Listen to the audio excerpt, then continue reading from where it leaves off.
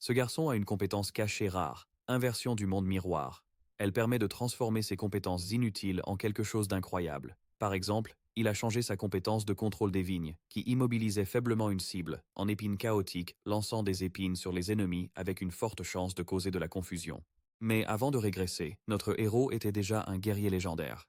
Après d'innombrables batailles qui l'ont laissé marqué et épuisé, le héros fait face à sa plus grande blessure, la trahison de son meilleur ami, Luo Wei. Dans un monde transformé par l'apparition soudaine de donjons, les pouvoirs mystérieux acquis dans ces lieux sont connus sous le nom de classes pour conquérir les donjons. Les gens forment des groupes. Luo Wei décide d'éliminer son ami, qui a dépassé le rang SSS, car il croit qu'un tel pouvoir devrait appartenir à la famille royale pour la stabilité de l'Empire. Avec cela en tête, Luo Wei utilise des explosifs pour le tuer. Mais à notre surprise, quand Yunch meurt, sa compétence secrète, Monde Miroir, s'active, transférant son âme dans un royaume miroir dans un lac. Des décennies plus tard, des brutes suspendent un garçon à l'envers, le frappant et plongeant son visage dans l'eau.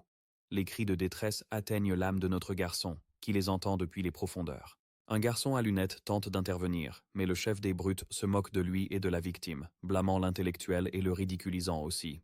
Soudain, un donjon apparaît, provoquant la panique générale. Cependant, le garçon à lunettes se précipite pour libérer la victime toujours attachée. Des monstres de donjon surgissent, prêts à attaquer.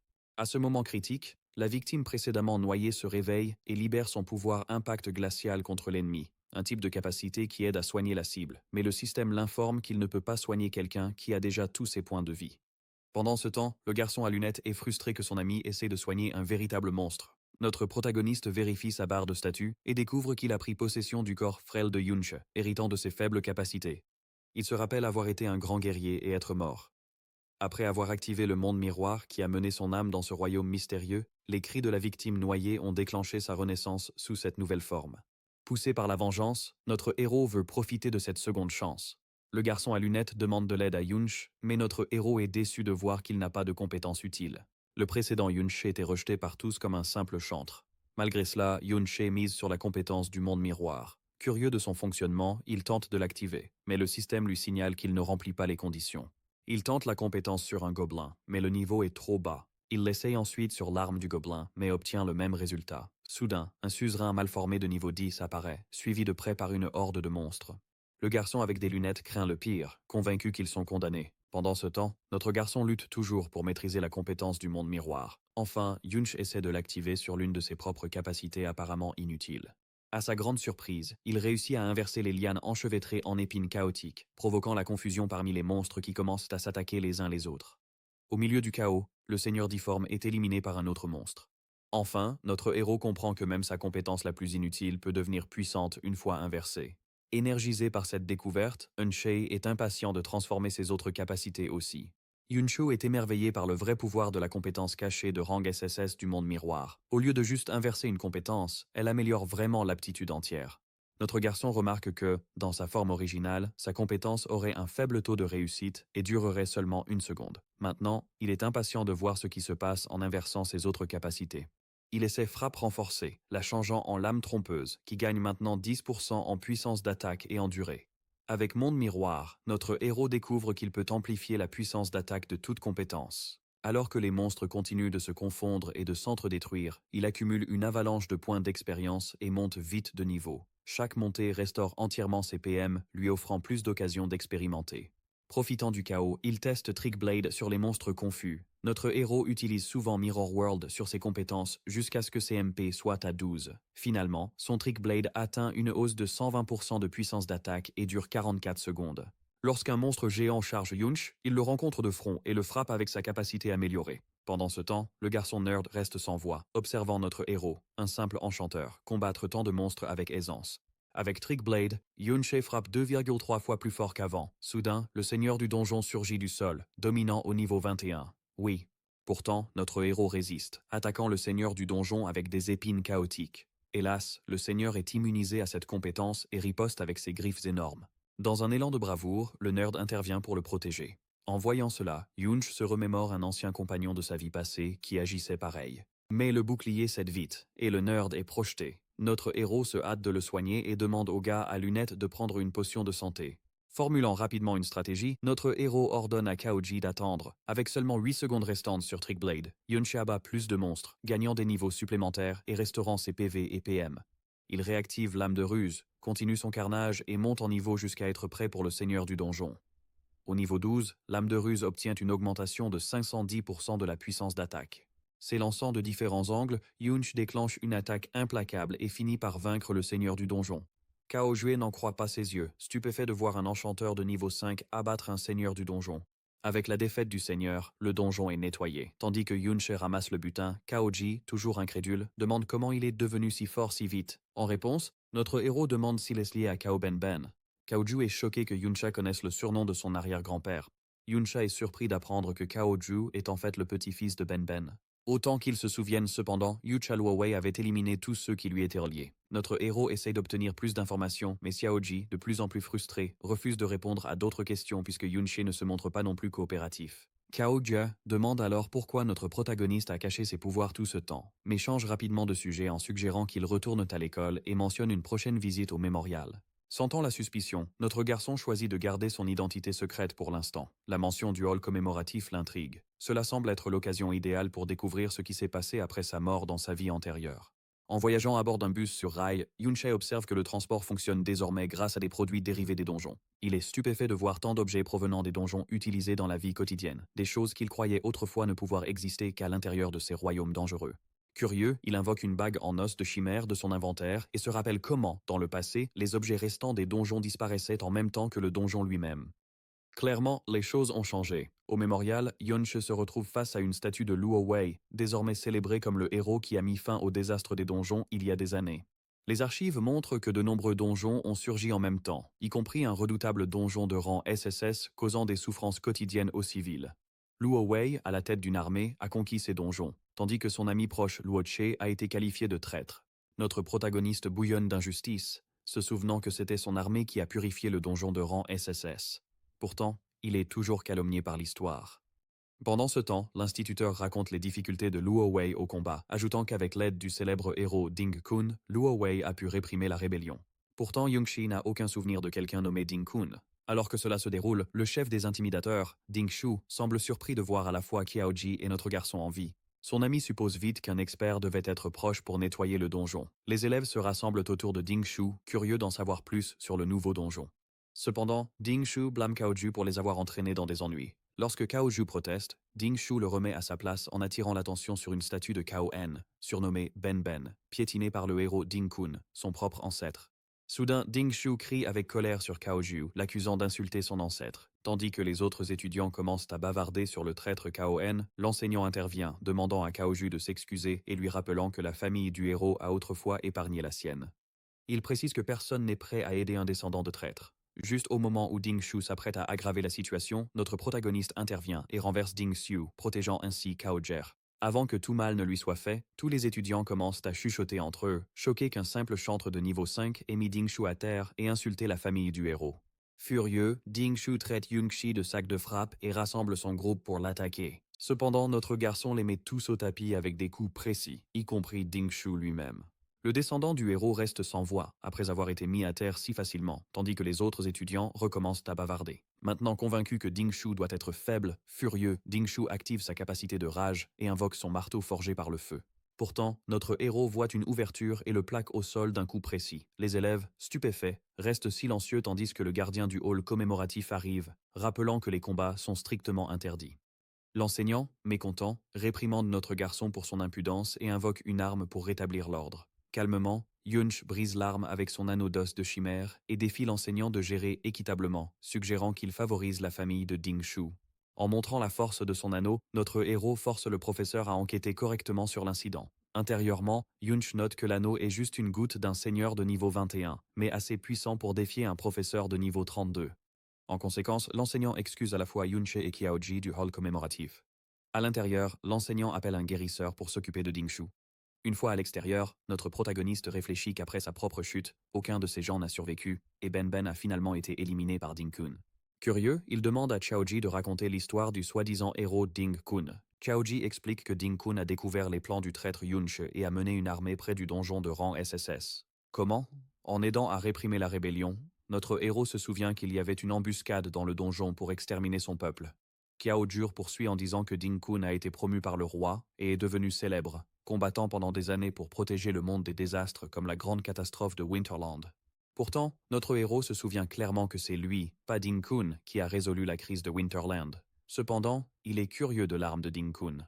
Cao Ju lui parle de l'épée du nuage flottant, la lame censée avoir été utilisée par Ding Kun pour exécuter le méchant Yun Che. Cette révélation rend notre garçon encore plus furieux. Non seulement ses exploits ont été volés, mais même son épée est devenue légende d'un autre. Maintenant, avec une détermination brûlante, Yun Che décide de renverser Ding Kun lui-même. À l'extérieur du domaine Ding, des gardes patrouillent, mais en voyant Yun Che et Cao Ju, ils les ignorent et poursuivent leur chemin. Cao Ji, nerveux, propose de faire demi-tour, troublé par le nombre de gardes présents. Notre héros se rappelle que Ding Kun consacre ses ressources et son temps dans un donjon de haut niveau. Aujourd'hui, les gens ne peuvent pas entrer ou sortir des donjons librement. Un laissez-passer spécial est nécessaire pour entrer. Notre protagoniste suppose que la famille Ding en possède un. Il s'interroge sur la sécurité accrue, et Cao Jue explique que la famille Ding a son propre donjon privé sur le domaine. Aujourd'hui, les puissants peuvent acheter et vendre des donjons de bas niveau, ce que seuls les privilégiés peuvent faire. Cao Jur mentionne que Ding Shu progresse vite en éliminant des monstres dans le donjon familial. Bien que les étudiants ordinaires ne puissent acquérir de l'expérience que dans les donjons scolaires, l'implication est que plus quelqu'un est riche et puissant, plus son niveau sera élevé. La plupart des diplômés ordinaires quittent l'école avec des niveaux de 15 à 20 et beaucoup perdent l'accès au donjon après. Seuls ceux qui ont des emplois liés au donjon peuvent atteindre le bas des 30. À l'âge mûr, les gardes de la famille Ding sont environ au niveau 30. Ceux qui dépassent ce niveau rejoignent souvent l'armée ou une guilde. Sachant qu'il lui faudra un laissez-passer pour entrer dans un donjon, notre garçon évalue ses options. Xiaoqi recommande encore la prudence et propose de partir, mais notre héros ne peut s'empêcher de penser à affronter Ding Kun et Luo Wei. Il remarque que les gardes ne couvrent pas chaque partie du manoir, et la plupart semblent complaisants. Décidant que c'est sa chance, notre héros saute le mur, notant la facilité de passer une sécurité si laxiste. Cao Ju hésite, mais notre garçon l'attire, lui demandant s'il veut vraiment changer sa vie. Xiao Ju admet qu'il le veut, même s'il pense que ce n'est faisable que s'il rejoint une guilde. Yunsha insiste qu'il vaut mieux agir maintenant que d'attendre, puis s'éloigne, laissant Cao Jur décider. Après un moment d'hésitation, Cao Juer se relève et suit. Apercevant une opportunité, notre protagoniste attrape Cao Ji et ensemble, ils sautent dans le domaine. Ils arrivent avec succès à l'entrée du donjon privé de la famille Ding. Dedans, ils rencontrent des monstres de niveau 6 à 8. Bien que ce donjon soit plus dur que le précédent, il a moins de monstres. Notre héros incite Xiao Ji à affronter l'un des monstres de front. Bien que réticent, Cao Ju lève son bouclier alors que les monstres s'approchent. Il a du mal au début, mais parvient à tenir bon.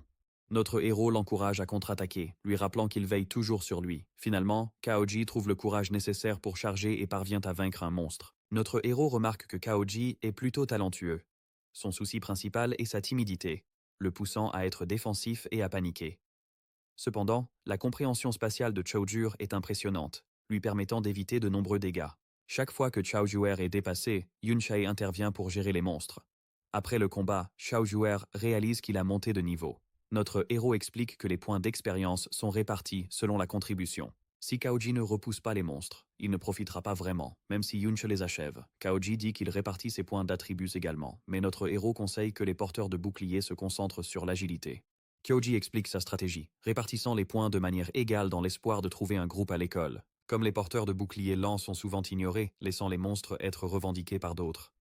Notre héros explique que les promotions de classe avancée après le niveau 60 nécessitent des allocations d'attributs précises.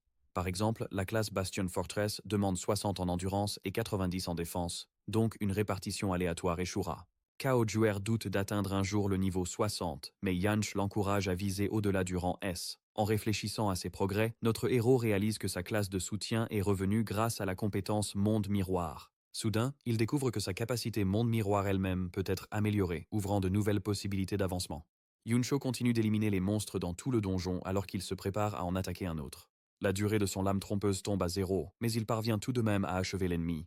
L'effort le laisse épuisé, rappelant à notre garçon que son corps actuel n'est pas fait pour des batailles prolongées. Malgré cela, il atteint le niveau 17 et obtient des points d'attribut et de l'expérience pour sa compétence Monde Miroir. Voyant les gardes de la famille Ding s'approcher, notre héros saute vite sur un terrain plus élevé pour éviter d'être repéré. Shuju suggère qu'il se retire puisqu'il ne reste plus que quelques monstres. Notre héros est d'accord, réalisant qu'il est trop difficile de suivre l'augmentation et la durée de Trick Blade tout en esquivant les gardes. Il remarque aussi que toutes les compétences inversées ne sont pas pratiques en combat. Actuellement, il lui manque encore 30% d'expérience pour que Monde Miroir monte de niveau. Il se demande à quel point cette compétence sera puissante une fois au niveau 2. Choisissant d'éliminer le seigneur du donjon pour progresser, Yunch s'enfonce plus dans le donjon. Là, les compétences de détection des gardes se multiplient, jusqu'à ce qu'il découvre le seigneur du donjon enchaîné et sous contrôle. Pour Kaoju, c'est la première fois qu'il voit un seigneur du donjon retenu de cette manière. L'attaquer maintenant attirerait trop d'attention avec tant de gardes présents. Donc notre garçon choisit d'éliminer d'abord les gardes. Il enfile un masque et neutralise rapidement l'un des gardes en patrouille qui accepte immédiatement de parler. Le garde révèle qu'une cachette de laissez-passer se trouve dans le bureau de l'ancien maître. Il insiste qu'il dit vrai. Ayant vu le vieux maître et son garde partir avec ses laissez-passer, nous sommes là juste pour un usage temporaire. Sans aide, il est presque impossible pour quiconque de passer la sécurité. Yuncha le force à vider son inventaire, vérifiant qu'il ne cache rien. Une fois dehors, le garde explique que la famille Ding, par cupidité, accumule chaque goutte précieuse, ne laissant que des objets ordinaires. Notre héros acquiert une nouvelle compétence grâce au livre de compétences du garde. Il se dirige vers le bord de la résidence intérieure où les gardes sont inutiles. Tous à l'intérieur, sauf Ding Shuffle, sont au-dessus du niveau 30, donc les laissez-passer requis sont conservés là-bas. Mais le chef de famille, niveau 42, est à l'intérieur. Le vieux maître et le troisième chef, tous deux au-dessus du niveau 50, sont en déplacement pour affaires. Le garde s'effondre bientôt, et notre héros choisit de retourner seul dans le donjon pour attirer le chef de famille. En atteignant le seigneur du donjon enchaîné, il voit que le seigneur est retenu par des chaînes puissantes pour stabiliser le donjon. Voyant un garde seul surveillant le mécanisme, notre héros l'élimine vite et obtient la tronçonneuse de combat de niveau 60. Avec le seigneur du donjon libéré et se levant, le chaos va éclater. Dehors, le chef de la famille Ding envoie des gardes dans le donjon. Confiant dans la diversion qu'il a créée, notre garçon se prépare à entrer dans la résidence intérieure avec plus de facilité. À l'entrée du domaine de la famille Ding, le second chef de la famille, Ding Hao, sort de sa voiture. Avec Ding Shu à ses côtés, il se dirige vers le véhicule suivant et ouvre la porte pour Yuncha et son assistante, les accueillant formellement. Puis, sans avertissement, Ding Hao frappe un garde à proximité avant de conduire ses invités dans le palais intérieur. Observant de loin, Cao Juer regarde la scène. Yuncha arrive et dit que le seigneur du donjon à l'intérieur est de niveau 30, rendant sa capture vivante difficile. En créant du chaos, il explique à Kaoju que c'était essentiel pour distraire le chef de famille. Kaoju note que le garde frappé est en réalité son oncle. Notre garçon découvre que sa famille a été anéantie dans le passé, évitant ainsi plus d'humiliation.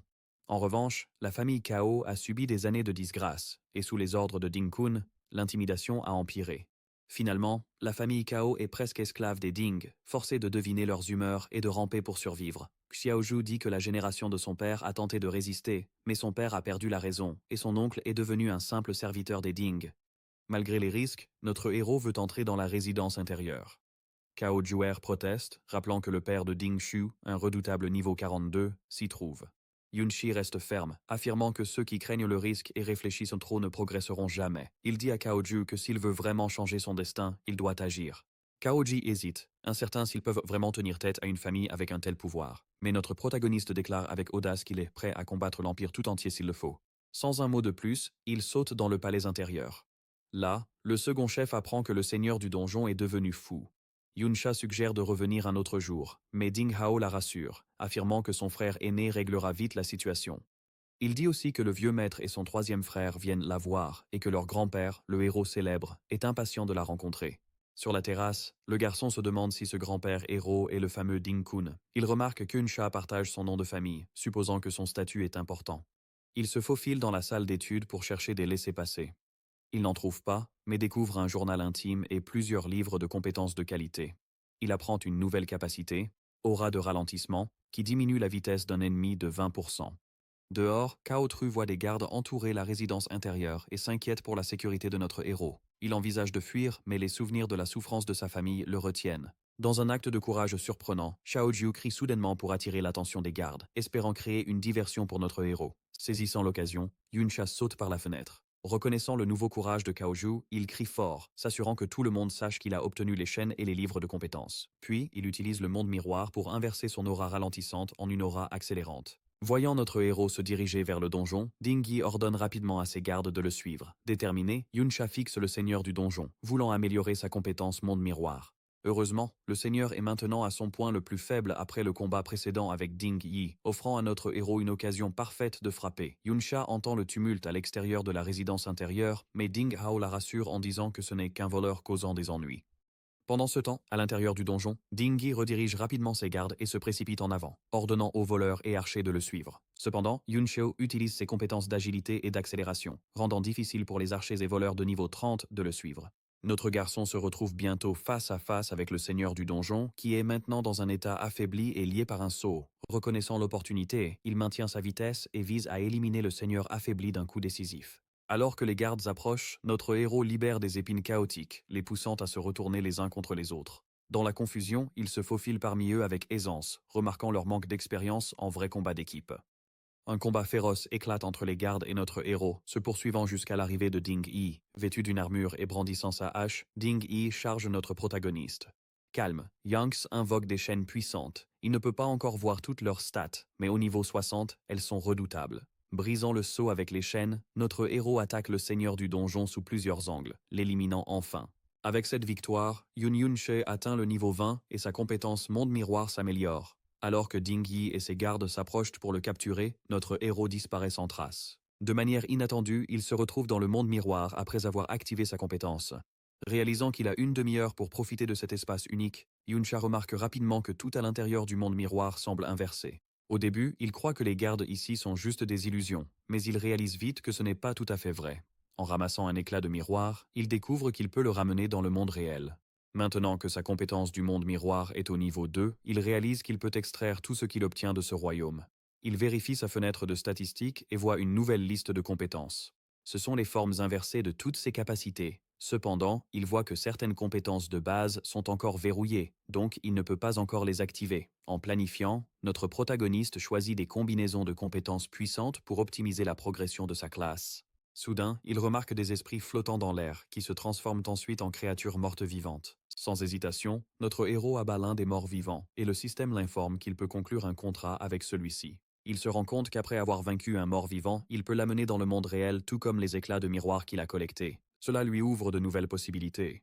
Pendant ce temps, de retour dans le monde réel, le donjon a disparu. Ding Yu et ses gardes attendent, guettant le moindre signe de Yunshe. Ils pensent qu'il a peut-être utilisé une compétence de furtivité, mais un voleur rejette cette idée. Frustré, Ding Yi gronde ses hommes pour avoir laissé l'intrus fuir. Inattendu, notre héros réapparaît juste derrière eux alors que le temps de la marche du miroir s'écoule.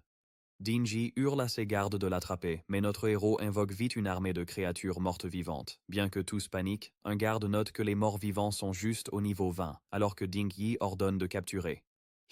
Yunch s'est déjà éclipsé. Dehors, notre garçon remarque que ses invocations de morts vivants sont encore un peu faibles, mais il est content d'avoir conclu des contrats avec les 20 créatures de morts vivants les plus puissantes possibles. Il découvre que le monde miroir a une limite d'exploration de 200 mètres, restreignant ses déplacements. Déterminé à exploiter cette capacité, il prévoit d'explorer le monde miroir depuis divers endroits à l'avenir. À ce moment, il voit Chaoju retenu par un garde. Réagissant vite, Yu Yunche neutralise le garde et récupère Chaoju. Avec la situation sous contrôle, notre héros rentre chez lui, impatient de faire le bilan de ses gains et de planifier sa prochaine action. Les gardes de la famille Ding luttent contre les créatures mortes vivantes. Même s'ils les battent facilement, les monstres se régénèrent. Ding Gi, le troisième chef de la famille, arrive bientôt et élimine sans effort tous les morts vivants. Il explique que ces créatures invoquées drainent des points de magie et disparaîtront si elles sont vaincues encore quelques fois. Pendant ce temps, à l'intérieur de la résidence, Ding Hao s'incline devant le vieux maître pour s'excuser. Il rapporte que l'intrus s'est échappé par une fenêtre. Le vieux maître furieux se lamente qu'ils ignorent même l'apparence des intrus. Ding Hao tente de détendre l'atmosphère en mentionnant que Yunsha a accepté de visiter le donjon du héros. Cependant, le vieux maître lui ordonne d'éliminer les intrus et de vérifier minutieusement si quelque chose d'autre a été volé ailleurs. Yunsha note avec satisfaction qu'il possède désormais un laissez-passer et qu'il a juste besoin de quelqu'un pour l'emmener dans le donjon du héros. De retour chez Dingshu, notre garçon est au niveau 20, bien que son anneau d'os de chimère soit presque détruit. Il a collecté plus de 10 livres de compétences, tous des chants de soutien. Il a déjà appris le chant de la chanson de bataille, qu'il peut inverser en chant de bouclier. En planifiant, notre protagoniste veut utiliser ses compétences pour augmenter ses attributs, cherchant à égaler ou surpasser d'autres du même niveau, juste avec les statistiques des butins du seigneur du donjon. Il a aussi obtenu l'armure du chevalier corrompu. Maintenant que le monde miroir est au niveau 2, les créatures mortes vivantes qu'il invoque ont renforcé sa puissance de combat. Pourtant, cela ne suffit pas pour notre héros. Il sait qu'il doit atteindre le niveau 50 et contracter une créature morte vivante de rang S pour espérer affronter quelqu'un comme le héros Ding Kun. Yunshe rassure Chaoju en disant que la famille Ding n'a jamais vu leur visage, donc le risque d'être attrapé est faible. Il demande s'il y a un donjon où une personne puissante est morte. Kaoju, hésitant, admet que le donjon de l'école correspond, mais avertit qu'y entrer discrètement n'est pas simple. Notre protagoniste l'assure qu'il a ses propres moyens. Plus tard, chez son prof, notre garçon soudoie le prof avec 2 livres de compétences. Le prof dit qu'il ne peut pas faire grand-chose, mais que le donjon a récemment été ouvert aux étudiants diplômés. Il dit que les étudiants peuvent rejoindre une équipe si un enseignant les recommande. Grâce à l'enseignant, notre héros obtient l'autorisation et se retrouve vite à l'entrée du donjon de l'école. D'autres étudiants se rassemblent, impatients de planifier pour monter en niveau. Yunche observe la scène, mais sent que quelque chose ne va pas. Il apprend que le donjon vaillant était un cadeau du héros à l'école. Kaojuer, mal à l'aise, révèle finalement que c'est ici que le héros a vaillamment tué le soi-disant traître Kao-En. L'enseignant avertit que le niveau du donjon est élevé et assigne un autre élève, Xi, pour surveiller le groupe. C grogne mais suit les instructions, disant à notre protagoniste et à Kaoji de rester derrière. Malgré les préparatifs animés, notre héros ne peut se défaire du sentiment de danger face à ce donjon niveau 2040. Dans le donjon, Zi identifie rapidement Yungxia et Yunyin. Il observe qu'ils possèdent un niveau relativement bas, puis se tourne vers Yongxi et Xiaoji, remarquant qu'ils ont également un niveau assez bas. Zone Si, en se vantant, dit qu'il se sent plus énergisé avec des filles et veut que Yunsha et Yunyin restent près de lui. Un coéquipier lui rappelle que ces deux-là sont bien au-dessus du niveau 30, hors de sa portée. Inopinément, Yunsha et Yunyin s'approchent du garçon. Il reconnaît aussitôt Yunsha comme l'invité aperçu au domaine de la famille Ding et s'interroge sur sa venue. Yunsha complimente son ton de voix de manière décontractée, mentionnant l'avoir vu au hall commémoratif. Elle se penche et admet discrètement l'avoir reconnu hier chez la famille Ding. Pris au dépourvu, notre protagoniste est surpris qu'elle ait pu le reconnaître avec seulement quelques échanges. Après avoir changé d'équipement, Yunsha et Yunyin s'éloignent. Cela fait réaliser à notre héros que Dingshu pourrait également avoir reconnu leur voix hier. Voulant remercier Yungxia et Yunyin de ne pas avoir révélé son identité, notre garçon les avertit discrètement d'être prudents, expliquant que ce donjon lui donne une impression dangereuse. Yunsha le remercie pour l'avertissement, mais assure avec confiance qu'elle n'est pas inquiète à son niveau actuel. Voyant cela, le groupe de Zi est stupéfait et se regroupe vite autour de Yunsha. Voulant rencontrer Yunsha, notre héros ignore leur curiosité et s'enfonce plus loin dans le donjon. Zi et son groupe discutent, insistant sur le fait que Yunche et Chaoju ne devraient pas partir seuls. Pour sauver la face, Zi prétend être proche de Yunsha, donc il n'y a aucune chance qu'il soit faible. Il rappelle à ses coéquipiers que leur but principal est de collecter des cristaux et propose d'ignorer les niveaux inférieurs puisque chacun a une fusée de détresse. En secret, Zi espère que notre héros se fera tuer pour excès de confiance. Pendant ce temps, Dingshu se précipite vers l'entrée du donjon et questionne le professeur sur l'équipe qui vient d'entrer. Il se souvient comment ses aînés ont rejeté ses préoccupations lorsqu'il leur a dit que c'était Yunche et Cao Jue qui avaient pénétré dans le complexe. Son père pensait que Dingshu était encore contrarié par l'incident du hall commémoratif, tandis que le chef de famille insistait sur le fait que les étudiants ne pouvaient pas échapper à tant de garde. Le troisième chef exigeait des preuves, et le vieux maître a carrément ignoré Dingshu. Désireux de prouver sa valeur, Dingshu saisit un professeur, insistant pour entrer dans le donjon. Yunsha est en train d'abattre des monstres quand l'un d'eux attaque soudainement avec férocité. Réagissant rapidement, Shuju invoque un ensemble de boucliers autour de notre garçon et crie des mots d'encouragement, augmentant ainsi ses statistiques. Grâce à ce soutien, notre protagoniste parvient à vaincre le monstre. Il atteint ainsi le niveau 21, tandis que Kaojur arrive au niveau 11. Les compétences de Kaojuer proviennent des livres de compétences de la famille Ding, le rendant efficace même contre des ennemis difficiles. En avançant, notre héros se rappelle d'un monstre rare appelé bête d'obsidienne. S'il le vainque, il pourrait obtenir la compétence de soutien attraction gravitationnelle, déjà listée dans ses compétences inversées. Il est aussi impatient de découvrir l'endroit où un puissant individu est tombé. Finalement, ils atteignent le canyon du pilier de cristal, abritant un groupe de bêtes de pierre radieuse de grade élite. Yunch observe que ces monstres ont migré d'au moins 1 kilomètre, les identifiant comme un type errant. Contrairement aux monstres ordinaires, ces créatures errent librement et possèdent une plus grande force. Notre protagoniste se rappelle qu'au début, affronter ces monstres était presque suicidaire. Ils émergeaient des donjons et terrorisaient l'humanité. Mais les vaincre donnent plus d'expérience et de meilleurs butins que les ennemis normaux. Les bêtes de pierre radieuse sont redoutables, alors Yunche choisit de tester leurs capacités d'abord. Il découvre rapidement qu'ils peuvent se soigner en continu. Lorsque les monstres attaquent, même le bouclier de Kyoji ne suffit pas. Notre garçon est blessé, et sa seule vitesse ne peut pas l'aider à esquiver. Forcé de battre en retraite, il invoque ses morts vivants pour se couvrir et mise sur la défense améliorée grâce au niveau de Xiaoji. Plus tard, dans une zone de combat plus facile, Xiaojui propose d'affronter quelques monstres. Notre héros remarque que la plupart des classes se cachent derrière des porteurs de boucliers pour se protéger après leur entraînement dans le donjon de la famille Ding. Kaoji a mis ses points en défense et, avec l'armure récupérée, a maintenant les capacités essentielles d'un porteur de bouclier compétent.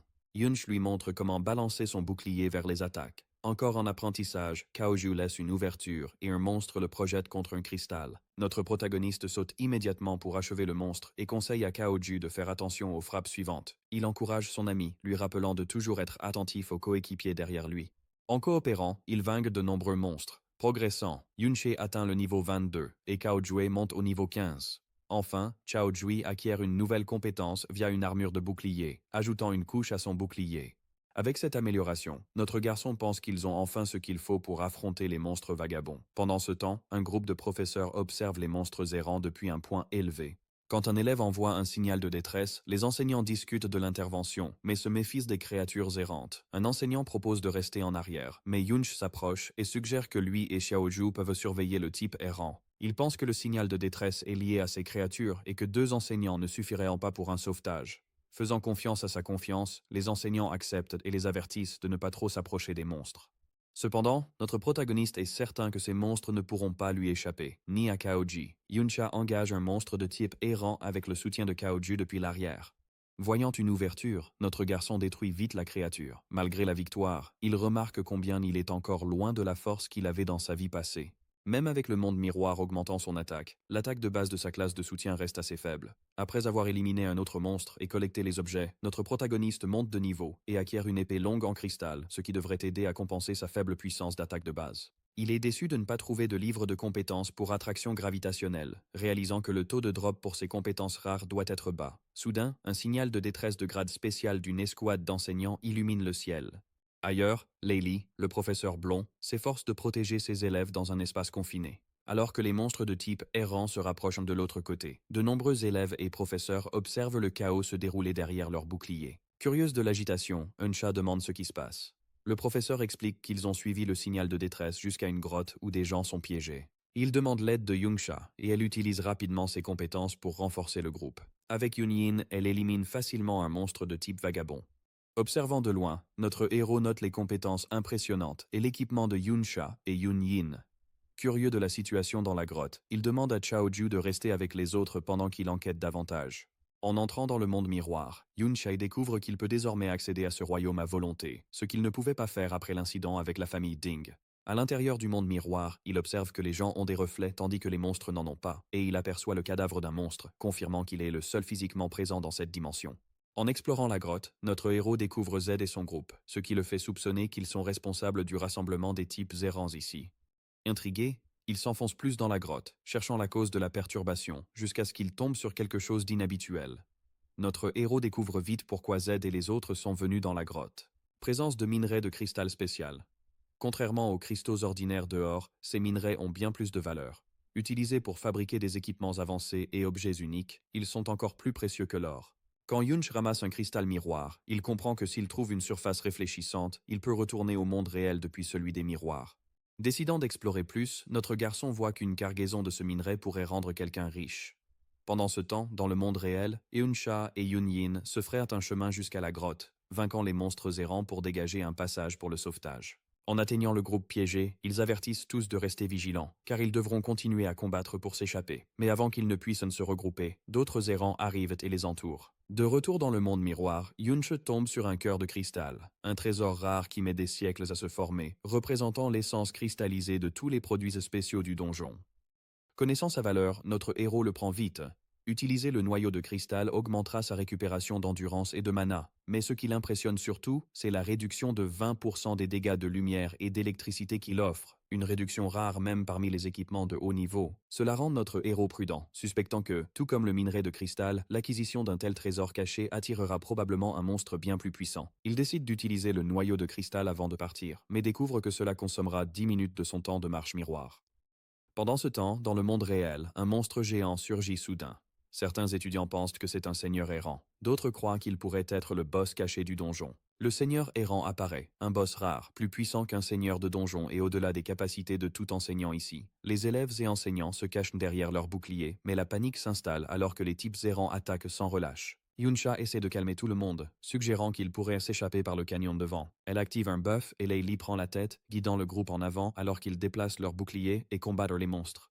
Malheureusement, le seigneur errant lance son cri de guerre, invoquant encore plus de types errants des profondeurs du donjon. Il lance ensuite un puissant buff, augmentant les statistiques de ses sbires. Les monstres deviennent plus redoutables, et un enseignant est vite éliminé. Dans le chaos, Yunsha ordonne aux gardes avec bouclier et aux soigneurs de s'entraider. Inopinément, un enseignant en cape panique et essaie de fuir seul. Se glissant parmi les monstres, Laylee stoppe vite les voleurs, avertissant que leur furtivité ne durera pas assez pour traverser. Tragiquement, le seigneur errant lance une attaque dévastatrice, et le professeur en cape est éliminé. Pour aggraver les choses, le canyon devant s'effondre, plongeant les étudiants dans le désespoir. Alors que le seigneur errant prépare une deuxième attaque massive, Yunsha et Yunyin invoquent leurs boucliers ultimes. Ensemble, ils parviennent à bloquer le coup, mais les boucliers sont stationnaires. Ils ne peuvent ni être déplacés ni rééquipés, donc ils ne gagnent qu'un temps précieux. Il exprime sa confusion, se demandant pourquoi un seigneur errant apparaîtrait dans un donjon d'école, tandis qu'un autre étudiant se blâme pour avoir causé le désastre. Pendant ce temps, Laylee est soulagée de voir que les étudiants volontaires pour observer les types errants sont supposés en sécurité, jusqu'à ce qu'il aperçoive soudainement Kaoji parmi eux, le laissant stupéfait. Alors que les boucliers commencent à se briser, Laylee est presque frappée par un monstre attaquant. Kaoji intervient, invoquant son bouclier juste à temps pour le sauver, et continue de protéger Laylee contre un autre coup imminent. Finalement, tous les boucliers, y compris l'armure de Chuji, se brisent, et les monstres se rapprochent pour tuer. Alors que la situation devient désespérée, Yunsha arrive et élimine rapidement les monstres attaquants. Il félicite Kaoju pour son courage et assure calmement à tous qu'il va gérer la situation désormais. Dans le monde miroir, Yunsha a compris que le noyau de cristal original existait encore dans le monde réel, ce qui signifie qu'il pouvait doubler ses gains en collectant les deux versions. Cependant, extraire un cristal consommerait 10 minutes de marche miroir. En priorisant, notre garçon a pris le noyau le plus précieux et l'a utilisé pour améliorer ses stats. Soudain, un sentiment de danger l'envahit. Ne voulant pas prendre plus de risques, il revint vite et découvrit qu'il pouvait entrer et sortir librement du monde miroir tant que son temps de marche miroir n'était pas épuisé. En quittant la grotte pour le monde réel, Yunch vit une énorme horde de types errants et le seigneur errant imposant. Sans hésiter, il se précipita vers Kaoju et les autres étudiants. Il évita un monstre en glissant dans et hors du monde des miroirs. À ce moment, notre héros était niveau 24, avec 140 de magie et un taux de récupération de 2,6 par seconde. Sa puissance d'attaque augmentait également. Pourtant, le seigneur errant restait une menace redoutable. En atteignant les étudiants à travers le monde des miroirs, Yunche réapparut devant eux et commença immédiatement à éliminer les monstres. Après avoir félicité Kaojue, il continua à se glisser entre les réalités, abattant des ennemis à chaque passage. Pour gérer le flot constant de types errants, il demanda de l'aide à Yungxia et Qiaoji, qui réagirent vite. Il semblait y avoir une infinité de monstres, mais avec le cœur de cristal, notre héros était sûr de pouvoir tenir. Cependant, en libérant des épines chaotiques, il découvrit l'immunité des monstres. Partout, enseignants et étudiants regardèrent avec étonnement Yunch montrer sa puissance incroyable. Chaque monstre vaincu lui donnait plus d'expérience, et il montait vite de niveau, réalisant sa progression rapide dans ce combat. Yunxia, stupéfaite par sa force, ne pouvait pas croire qu'il s'agissait de la même personne qu'elle avait autrefois considéré comme un simple voleur. Passant habilement entre le monde des miroirs et la réalité, notre protagoniste élimina monstre après monstre, faisant monter son niveau à 28. Laylee tenta de rassurer les autres en disant que Yunch n'était qu'un étudiant, mais il était impossible d'ignorer son talent. Malheureusement, le seigneur errant a lancé une attaque dévastatrice. Notre héros l'a esquivé de justesse. Sachant qu'un coup direct serait fatal, le mouvement du seigneur menaçait les deux dernières barrières. S'il se rapprochait encore, même cela s'effondrerait. Sentant l'urgence, Laylee a exhorté tout le monde à percer. Bien qu'il y ait moins de monstres, les étudiants et les enseignants hésitaient, craignant que déplacer les boucliers ne les expose au danger. En avançant, Yunch proposa une solution. Il attirerait l'attention du seigneur errant, offrant ainsi à tous une chance de fuir. Laylee exprima son inquiétude, mais notre garçon savait que laisser le seigneur errant sans surveillance entraînerait un désastre plus grand, car il rassemblerait plus de monstres et finirait par atteindre le monde extérieur. Avec détermination, Yunche a pris la décision d'éliminer le seigneur errant. En attirant l'attention du seigneur errant, Yunche permet aux enseignants et aux étudiants de saisir l'opportunité de s'échapper. Le plan de Laylee est que tout le monde s'éloigne rapidement, espérant que notre garçon puisse également s'échapper. Pendant ce temps, Cao Jung s'inquiète impuissant du sort de notre héros. Alors que la bataille fait rage, Yunche monte en frappant le seigneur errant sous divers angles. Quand le seigneur riposte avec une attaque puissante, notre héros se réfugie dans le monde miroir, puis en ressort pour porter un autre coup. Il remarque vite que le seigneur errant guérit après chaque coup. Réalisant qu'il lui faut une nouvelle stratégie, il décide de viser le cristal dans la tête du seigneur. Les améliorations reçues plus tôt s'estompent, et il sait que ses PM ne soutiendront pas Trick Blade longtemps. Déterminé à se rétablir vite, il se pousse à monter de niveau rapidement.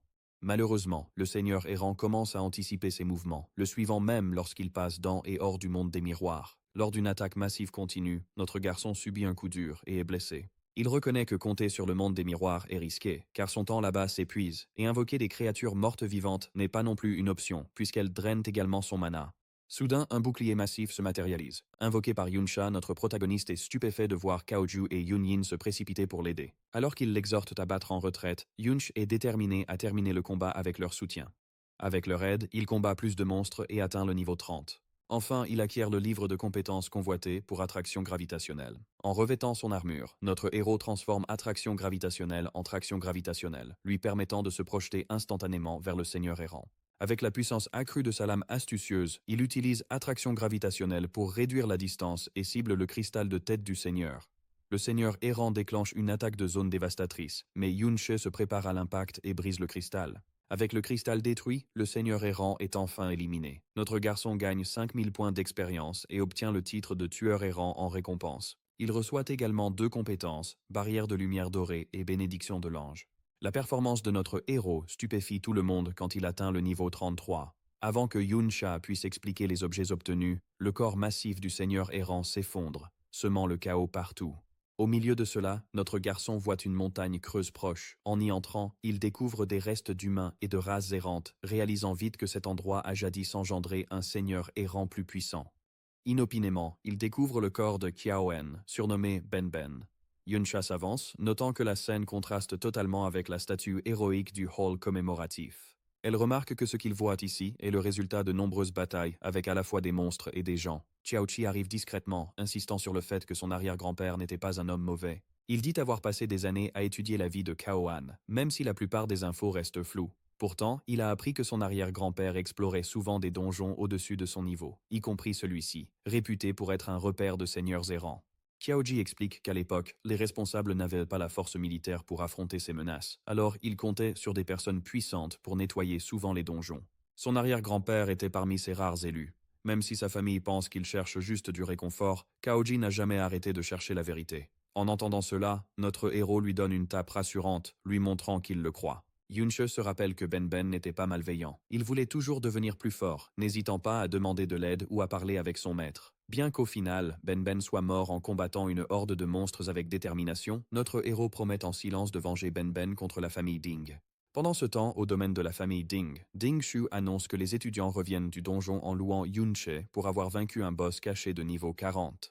Le troisième chef de la famille Ding se lève aussitôt, ordonne à ses gardes de se rassembler et leur demande d'amener les membres de la famille Qiao. Yunsha donne le livre de compétences barrière de lumière dorée à Kaoji, expliquant qu'il ne peut pas apprendre une compétence faite pour les porteurs de boucliers. Selon Yunsha, notre garçon ne manque certainement pas de capacités puissantes. Malgré ses propres compétences impressionnantes, elle admet qu'elle ne peut même pas le suivre. Elle souligne son acte de disparition et sa capacité unique à invoquer des créatures mortes vivantes, ce qui fait réaliser au protagoniste que ces invocations sont des âmes transformées. Cela suscite l'idée qu'il pourrait y avoir d'autres âmes dans le monde du miroir en plus de la sienne. Curieux, Yunsha entre dans le monde du miroir, qui se rafraîchit à son arrivée.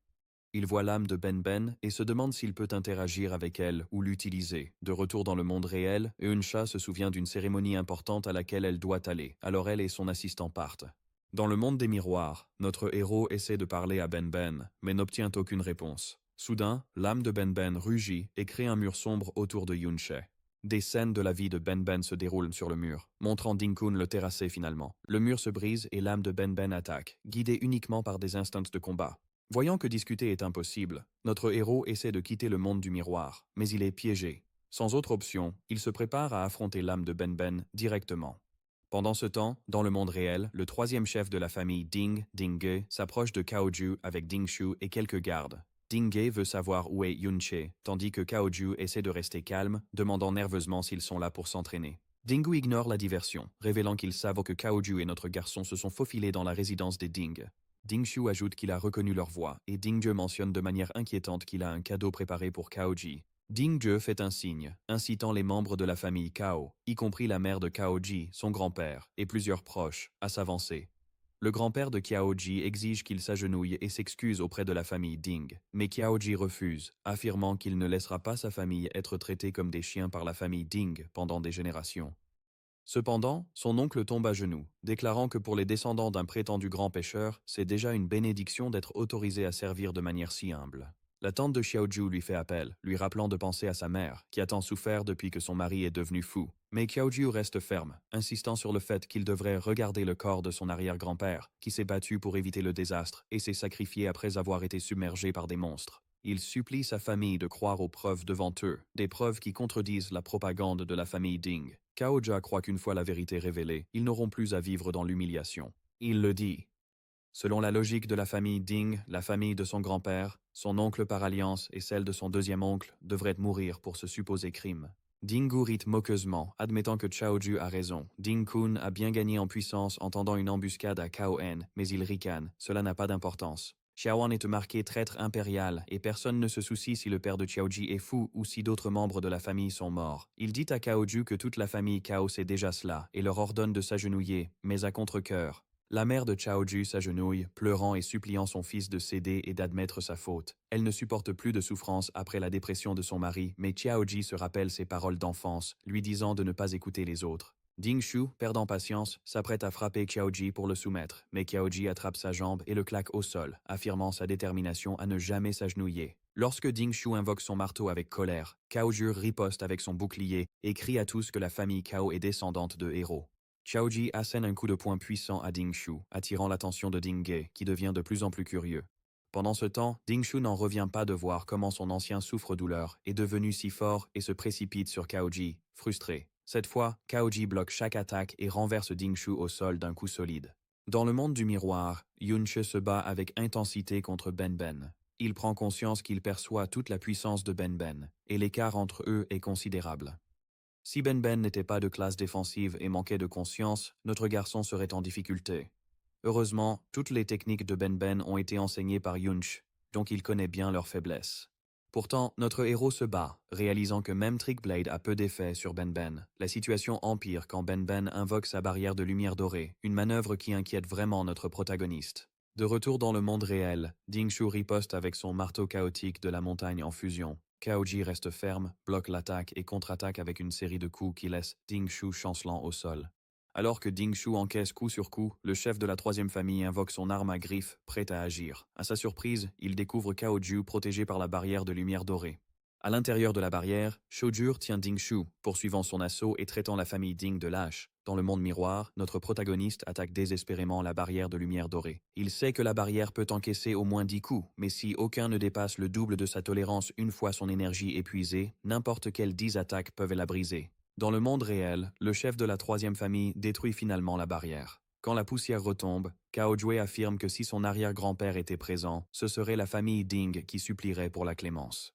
Enragé, Ding utilise une compétence qui force Caoju à lâcher Ding Shu, puis déclenche le coup de gravité qui fend le sol et laisse Caoji gravement blessé. Dingu avance, prêt à couper les jambes de Caoju avec sa hache. À ce moment, la mère de Caoji intervient, suppliant pour la vie de son fils et prête à s'agenouiller et accepter n'importe quelle punition. À sa place, Dingu propose à Caojue un choix, mais perd vite patience et dirige sa colère vers la mère de Caoji, voulant lui faire du mal. Soudain, l'âme de Ben Ben, revenue d'entre les morts, apparaît, stupéfiant la famille Cao et leurs ravisseurs. Yunch, depuis le monde des miroirs, dit que Ben Ben est revenu de l'enfer pour régler ses comptes. Devant tous, Ben Ben, revenu d'entre les morts, se tient fièrement. Le chef Ding donne l'ordre à ses hommes de le maîtriser. Les gardes se précipitent rapidement, mais Ben Ben active le bouclier d'armure de fer, l'aura du gardien et également le bouclier de groupe. Leur assaut est repoussé facilement, et les gardes sont renvoyés en arrière. Le grand-père de Qiaoqi est stupéfait par la force de Ben Ben, tandis que Caoji admire sa capacité à résister aux attaques de nombreux adversaires à la fois. Se tournant vers Yunch, Dingai déclare qu'il sait que Ben Ben n'est qu'une invocation de mort-vivant. Ayant déjà vu l'armée de morts-vivants de notre héros chez lui, il se moque de Ben Ben pour n'être qu'au niveau 33, le traitant de déchet, et lance une série d'attaques implacables en utilisant sa compétence Semen Adhésion. Ben Ben cependant, contre chaque mouvement, devenant frustré. Ding perce la défense de Ben Ben avec une aura rouge et déclenche l'invocation du Crash Divin, mais Ben Ben le bloque avec sa barrière de lumière d'or. La troisième tête reconnaît la puissance de la barrière et ordonne à ses hommes de la briser pour découvrir qu'ils sont tous occupés à combattre les squelettes morts-vivants. Furieux, il tente un coup de poing de pression sur notre garçon, mais l'attaque n'a aucun effet. Choqué, Dingu passe à la griffe déchirante, mais notre protagoniste disparaît, pour réapparaître au-dessus et frapper, laissant Dingui gravement blessé, saignant et enragé. La troisième tête rugit, mais Yunche esquive facilement. Ben Bin lève son épée, offrant à notre héros une plateforme pour sauter et lancer une attaque encore plus rapide. D'un coup net, il tranche le bras de Dingy. Quand Ding appelle son prêtre, il apprend que ces hommes ont été éliminés par les morts vivants. Notre héros se moque, expliquant qu'avec le renforcement de compétences légendaires, ces créatures mortes vivantes sont bien plus puissantes que ce que les gardes de Ding peuvent gérer. Désespéré de s'échapper, le troisième chef de famille tente de fuir, mais est bloqué par les épées levées de Ben Ben. Yunche révèle calmement qu'il s'agit de la formation absolue de l'épée bouclier. Personne sous la classe S n'a jamais réussi à s'échapper. Dans un dernier effort, Dingue sort une bombe du vide, arme de classe S héritée de son grand-père, et menace de l'exploser. Impassible, notre protagoniste lui dit d'y aller. Dingue hésite, et Yunche lui coupe rapidement l'autre bras, faisant ainsi tomber la bombe au sol. Sans autre option, Yunxe lui ordonne de s'agenouiller, et Dingy obéit désespérément. Kiaojur ne peut s'empêcher de sourire à cette vue, tandis que Dingshu pleure silencieusement en arrière-plan. Notre protagoniste monte sur le dos de Ding, pointe son épée vers le cou de l'homme, et demande quelle est sa valeur. Yunsha vérifie son inventaire et trouve des centaines de potions de santé, chacune pouvant restaurer 100 points de vie en 10 secondes.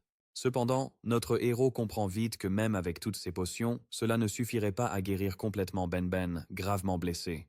En silence, il décide que Ben Ben doit mourir et être ressuscité, lui permettant de revenir plus fort qu'avant. Après avoir tué Ben Ben, son âme apparaît dans le monde miroir, et Yunche le recrute comme mort-vivant avancé. Il remarque qu'en battant des ennemis redoutables, il peut élargir son répertoire de puissants morts-vivants, et choisit de garder Dingshu vivant pour une utilisation future.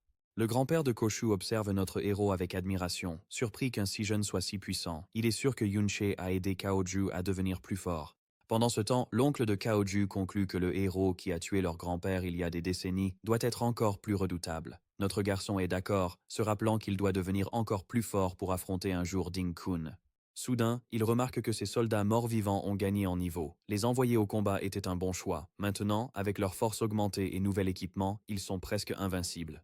Voyant que ce donjon n'offre plus assez d'expérience, Yunche ordonne à ses morts-vivants de battre le seigneur du donjon. En faisant cela, le donjon disparaîtra, offrant une couverture à la famille Kao pour fuir discrètement. Bientôt, ces morts-vivants abattent le seigneur du donjon, et le donjon commence à disparaître. Se tournant vers la famille Kao, notre jeune homme les rassure en disant que le chaos retardera la réaction de la famille Ading à la mort du troisième chef. Il leur dit de fuir tout de suite et promet de gérer les poursuivants. Notre héros sait qu'il doit vaincre plus de seigneurs de donjons pour atteindre le niveau 3 du monde miroir. La dernière amélioration l'a rendu bien plus fort, et il est sûr qu'atteindre le niveau suivant le mettra au même niveau, voire au-dessus de Ding-kun.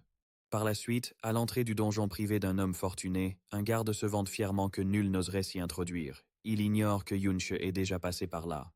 À l'intérieur, notre héros voit que ces donjons sont mal gardés et commence à en vider plusieurs autres, augmentant peu à peu de niveau. Bientôt, des rumeurs parlent d'un mystérieux destructeur de donjons. Le grand-père de Chuji se demande si c'est Yunche. Inquiet que les gens associent ces incidents aux donjons qu'ils ont explorés, ramenant la famille Ding vers notre héros, il comprend que Yunche a vidé les donjons pour aider la famille Kao à fuir. Maintenant cachée loin du domaine Ding, la famille Kao ressent enfin du soulagement jusqu'à ce que Ding Hao, le second chef de la famille Ding, brise le mur de leur cachette avec son talent inégalé de descente. Il les qualifie de traîtres et avertit que Yunche a été localisé. À l'extérieur du donjon, notre jeune homme, désormais au niveau 42 avec monde miroir au 3e niveau, est prêt, déclarant qu'il est présent pour Ding-kun. Debout devant le donjon du héros, Yunche réfléchit au fait que tous les donjons privés qu'il a nettoyés n'étaient qu'au niveau 30 environ. Bien trop faibles pour offrir un véritable défi ou une croissance, les donjons plus puissants comme celui-ci sont contrôlés par l'État, lourdement gardés par l'armée et interdits à quiconque dans un rayon de 2 km. D'habitude, notre garçon compterait sur sa compétence monde miroir, mais avec une portée de 20 mètres, ce n'est pas assez pour contourner une sécurité si stricte. Il se tourne donc vers Yunsha pour de l'aide. À son arrivée, Yunsha demande pourquoi il a besoin de son aide. En entrant dans le donjon, elle admet qu'elle ne peut pas entrer sans laisser-passer. Notre protagoniste lui remet plusieurs laissez-passer temporaires volés chez la famille Ding. Elle souligne que chaque laissez-passer nécessite qu'une personne accompagne le détenteur lors de l'inspection et le bombarde de questions sur sa volonté d'entrer. Yunche explique qu'après avoir vu le sort de Ben Ben dans le donjon des traîtres, il pense qu'il y a quelque chose qui cloche dans l'histoire des héros sur la rébellion. Il a décidé d'aider la famille Kao à découvrir la vérité. Yunsha fait valoir qu'il n'a aucun lien avec la famille Kao, donc risquer un conflit avec la famille du héros n'a aucun sens. Elle l'accuse de mentir, disant qu'il a volé les laissez-passer avant de savoir quoi que ce soit sur Ben Ben. Elle dit que Ding a mené un groupe dans le donjon des traîtres pour se venger, mais a disparu avec le donjon, et elle pense que notre héros a une rancune contre les héros. Curieuse, Yunsha demande si notre garçon est lié au traître Yunche, vu la similitude de leur nom. Il plaisante en disant qu'elle partage aussi le même nom de famille, et elle répond qu'elle a changé le sien pour éviter les ennuis. Il la taquine encore, suggérant qu'elle devine son vrai nom. Agacée, elle menace de le dénoncer à l'armée, mais Yunche sait qu'elle ne le fera pas. Il croit que Yunsha est une personne vraiment bonne, une personne altruiste qui a risqué sa vie pour sauver les autres. Pour gagner sa confiance, il lui remet le journal qu'il a pris à la famille Ding, qui révèle les crimes des descendants du héros. Yunsha, surprise, lui demande pourquoi il lui fait confiance si vite et le prévient de ne pas faire confiance aux autres aveuglément. Notre héros insiste que même s'il a été trahi, cela ne l'empêchera pas de faire confiance aux gens, et il lui assure qu'elle n'est pas mauvaise. Confuse, Yunsha lui dit de la suivre, mais seulement jusqu'au moment où elle le trahira. À l'entrée du donjon du héros, un garde salue Yunsha et l'informe que les héros l'attendent à l'intérieur. Il est perplexe qu'elle ne soit pas venue avec Ding Dan, et se méfie de la figure encapuchonnée Yunche à ses côtés.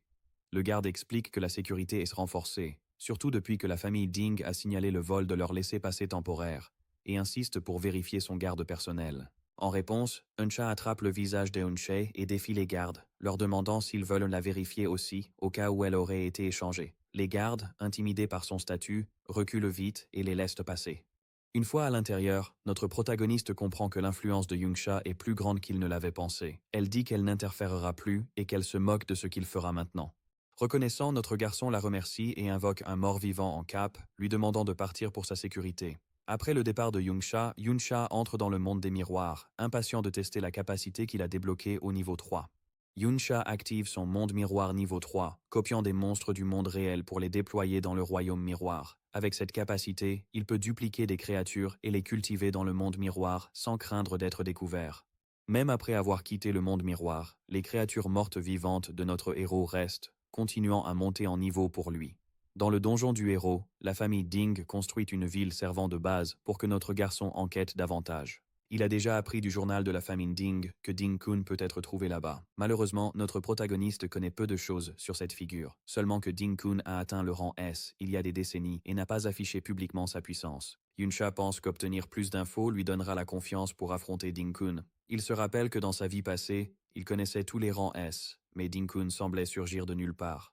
Espérant obtenir plus d'infos, il questionne Ben Ben, mais n'obtient aucune réponse, réalisant que communiquer reste impossible.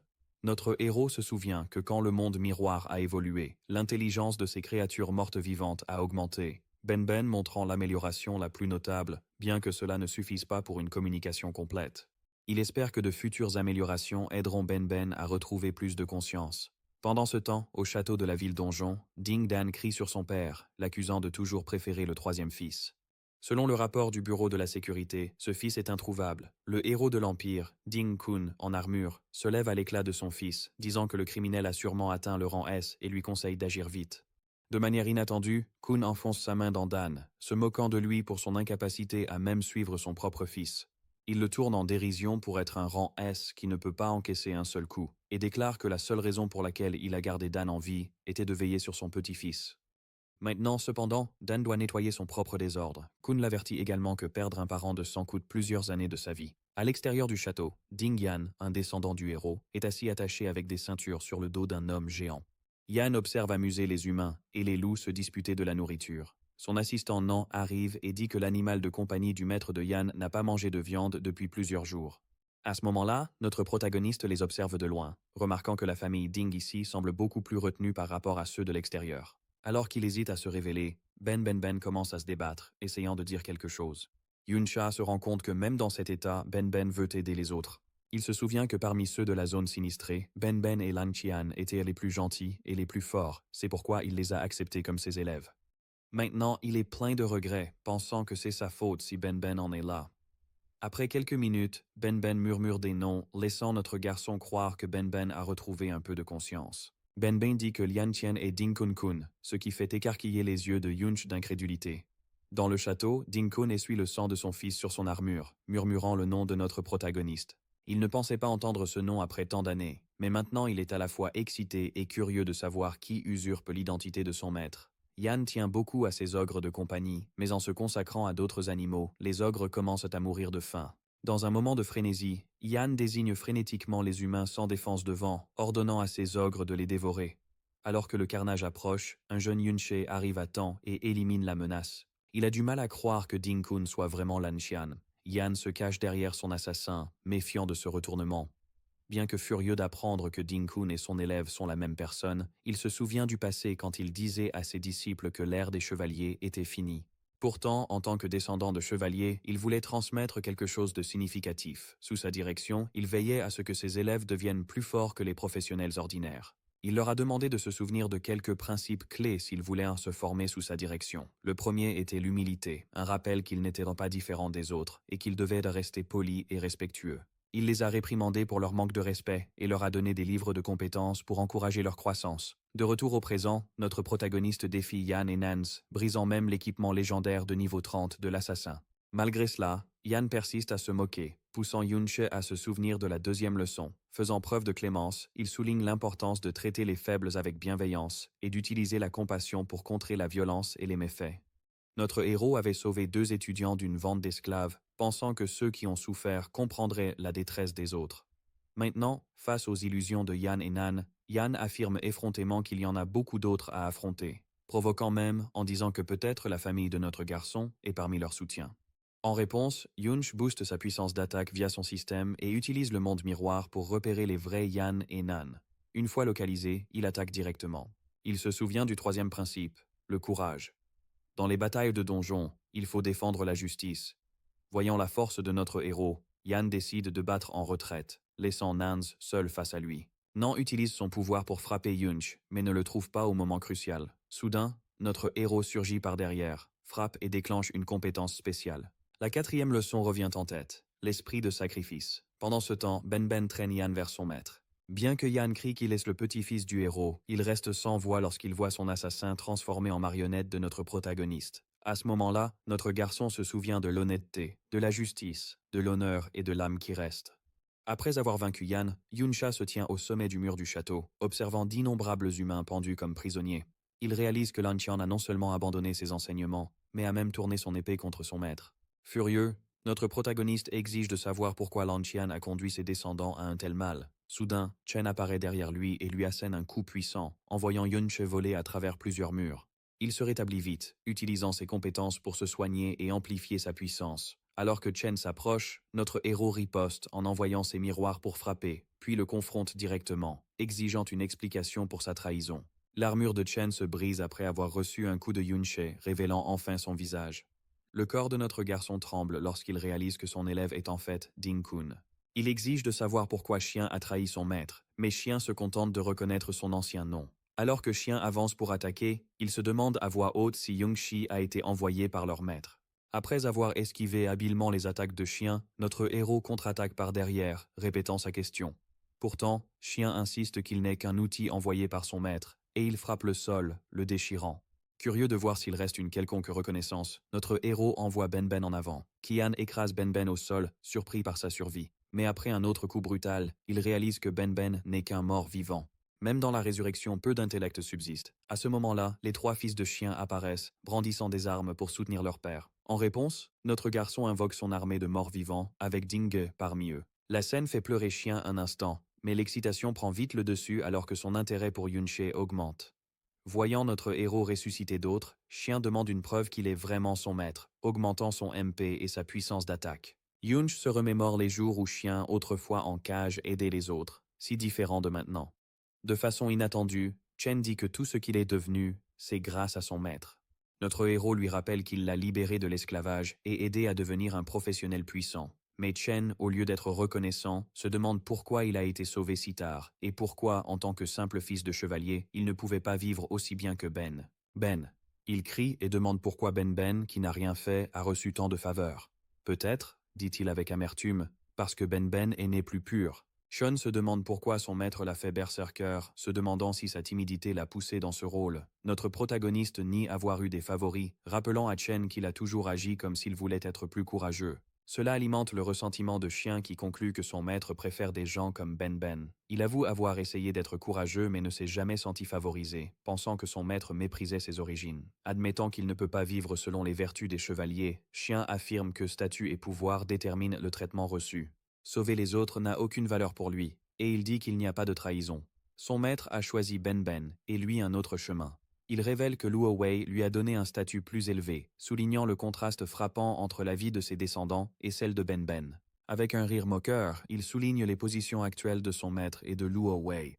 Furieux, notre garçon attaque avec ses miroirs, frappant de toutes parts. Alors que l'armure de chien est complètement détruite, Yunshe déclare froidement qu'il n'est même pas digne des orteils de Ben Ben. L'armure de chien se brise complètement, et pourtant il éclate de rire amusé. Soudain, il booste son attaque de 300% et sa vitesse de 200%. En bondissant vers Yunch, il le raille, le traitant d'hypocrite, et active la compétence unique du berserker en furie. La vitesse de Chen devient presque insaisissable, obligeant notre héros à utiliser le monde des miroirs pour se dissimuler et esquiver. Après l'assaut de Chen, notre héros réapparaît, et Chen comprend qu'il se sert des miroirs pour se déplacer et esquiver les attaques.